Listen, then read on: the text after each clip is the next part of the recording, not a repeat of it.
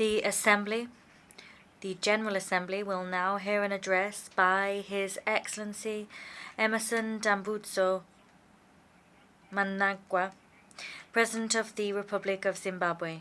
I request protocol to escort His Excellency. A nombre de la Asamblea. On behalf of the General Assembly, I have the honor to welcome His Excellency Emmerson Dambudzo Mnangagwa, President of the Republic of Zimbabwe, and to invite him to address the Assembly. Your Excellency, Mr. Dennis Francis, President of the 78th Session of the United Nations General Assembly, Your Excellency, Mr. Antonio Guterres, Secretary General of the United Nations, Your Majesties, Excellencies, Heads of State and Government, distinguished delegates, I wish to congratulate you, Mr. President, on your election as the President of the 78th Session of the United Nations General Assembly. We are confident that under your stewardship, we will make progress on the important global agenda before us. Please be assured of Zimbabwe's support throughout your tenure.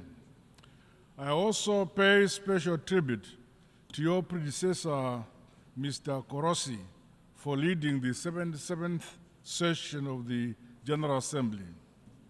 We value the role he played to promote science in our overarching goal to improve the lives and livelihoods of all. Mr. President, it is imperative that we recommit to the Charter of the United Nations multilateralism, solidarity, justice, and the peaceful settlement of disputes for sustainable development and a shared future. This calls on us all to respect the sovereign equality of nations, big or small, poor or rich. By working together, we can harness our expertise and learn from one another to strengthen international institutions for the accelerated attainment of Agenda 2030. The impact of conflicts, terrorism, climate change-induced natural disasters, biodiversity loss, and the rising prevalence of disease and pandemics, especially in the developing world, deserve our urgent attention. Regrettably, progress towards the achievement of the Sustainable Development Goals has been uneven, while global solidarity has been tested and a self-interest superseding cooperation. We have a duty to reignite our commitment to the principles of the 2030 Agenda and rekindle the spirit of multilateralism. To accelerate our action on the SDGs, we must scale up investments in people and communities by ensuring access to quality education, health care, clean water, and sanitation for all. The creation of economic opportunities, decent jobs, and entrepreneurship, especially among women and youth, must remain a priority. Excellencies, Zimbabwe continues to entrench democracy, constitutionalism, good governance, and the rule of law following the recently held 2023 harmonized general elections. I am pleased to highlight that our country enjoyed peace before, during, and after our free, fair, transparent, and credible elections. Zimbabwe has been under the illegal unilateral economic sanctions for 23 years, imposed by some Western countries. These sanctions were designed to subjugate the sovereign will of the Zimbabwean people. We therefore demand that the unjustified unilateral sanctions be unconditionally lifted, including those imposed on countries like Cuba. We remain grateful for the support and solidarity of progressive countries in the Committee of Nations. In spite of these debilitating sanctions, the people of Zimbabwe have become masters of their destiny. This is anchored on a philosophy that, as a people, we have the duty and responsibility of developing our country using our own domestic resources. Partners and investors are welcome, but guided by our own vision and national priority areas. We are recording unprecedented development and economic success milestones. For the last 3 years, our country has been the fastest growing economy in our Southern Africa region. Further, Zimbabwe is prioritizing the eradication of poverty and improving the quality of life of our people, particularly those in rural areas. The empowerment and the capacitation of communal and small-scale farmers has seen us realize food and nutrition security at both household and national level. With effect from this year, our country will become a net exporter of wheat. Zimbabwe has not been spared from the negative impact of climate change. Hence, my government continues to make the requisite investment in infrastructure to mitigate and build resilience towards climate change adaptation.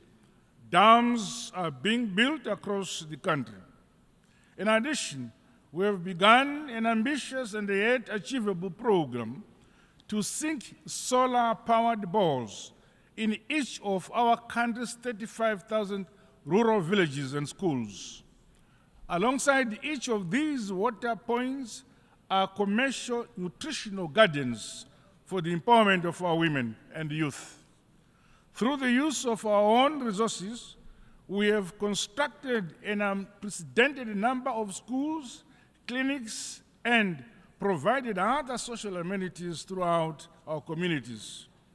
Mr. President, today's realities across all regions bring to the fore the importance of global solidarity.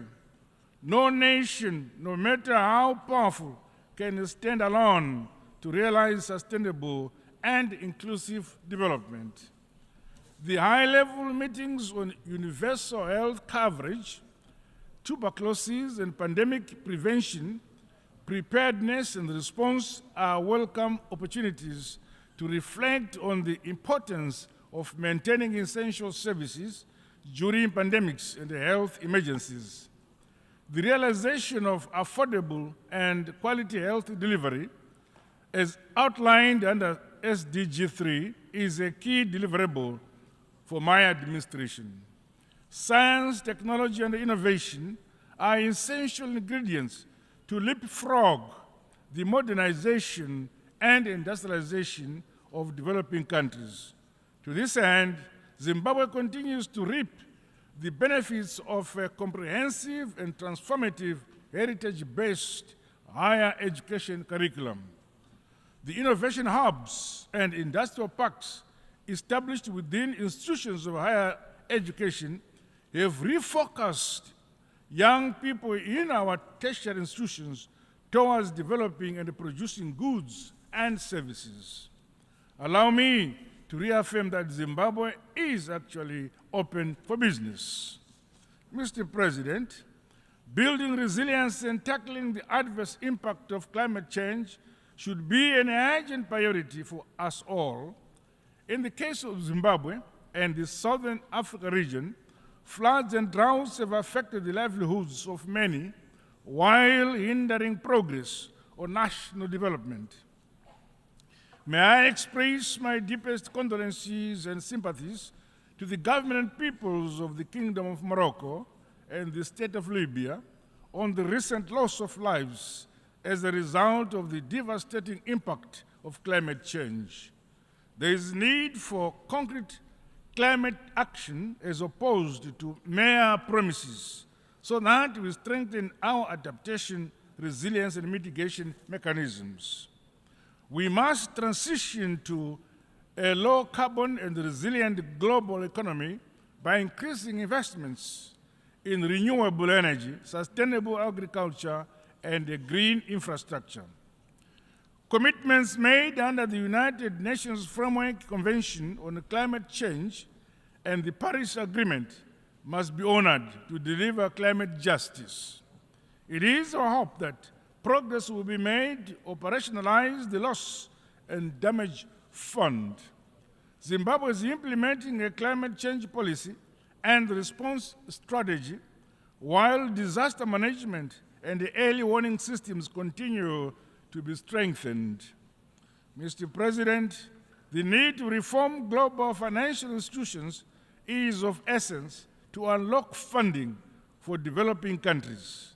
The current exclusionary architecture, dominated by a few states, is failing to deliver the requisite resources for countries to finance their developmental priorities and other pressing health and environmental challenges.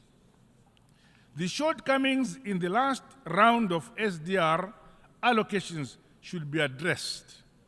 Zimbabwe supports the stimulus package proposed by the United Nations Secretary General. We further call for the long-term concessional loans, increased access to unused special drawing rights, as well as the use of modalities such as debt cancellation and restructuring as a stimulus for developing countries to grow their economies and build greater resilience. We strongly condemn tendencies by some powerful countries who preach peace, human rights, and democracy, and yet clandestinely fund conflicts and the unconstitutional change of governments for their own narrow interests. We further condemn the use of unilateral and illegal sanctions as a foreign policy tool at the disposal of some powerful nations, such as those sanctions imposed on Zimbabwe and the countries like Cuba. Such actions hamper the trust, global solidarity, and the multilateralism we desire. It is important that we channel our collective efforts towards building peace and driving forward our development agenda for shared prosperity. There is much more that unites us than that which divides us. Similarly, the establishment of a fair and inclusive global security architecture has become urgent. The maintenance of peace and security should never be the preserve of a privileged few. Zimbabwe reaffirms calls by Africa for the reform of the United Nations Security Council in line with Ezulwini Consensus and the CITE Declaration. Mr. President, allow me to conclude by reaffirming Zimbabwe's commitment to the purposes and principles of the United Nations Charter as we implement our Global Agenda 2030.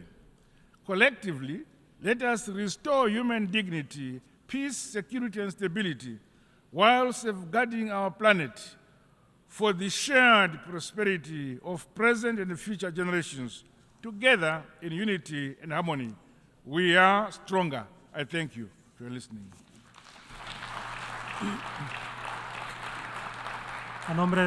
On behalf of the Assembly, I wish to thank the President of the Republic of Zimbabwe for the statement just made, and I request protocol to escort His Excellency.